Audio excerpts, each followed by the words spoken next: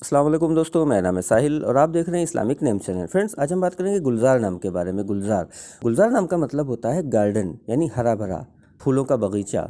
तो फ्रेंड्स, जिनका नाम गुलजार होता है उनके लिए हर महीने की 5, 14 और 23 यानी 5, 14 और 23 ये 3 डेट्स लकी और अच्छी होती हैं। अगर बात करें इनके लकी डे यानी लकी दिन की, तो लकी दिन इनके लिए सबसे बेस्ट रहेगा बुध यानी वेडनेसडे। वेडनेसडे का दिन इनके लिए बहुत अच्छा सूटेबल डे है।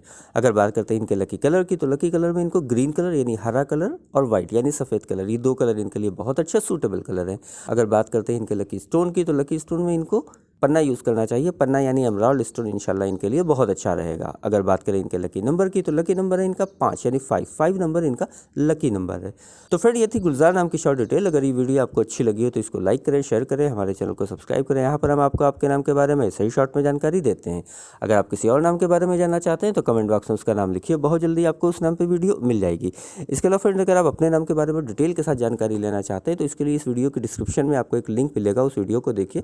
वहाँ पे आपको जानकारी मिल जाएगी कि कैसे आप अपने नाम के बारे में और डिटेल के साथ जानकारी हासिल कर सकते हैं। तो जाइए उस वीडियो को चेक करिए। और आज की वीडियो में इतना ही, मिलते हैं आपसे अगली वीडियो में। जब तक के लिए अल्लाह हाफिज़।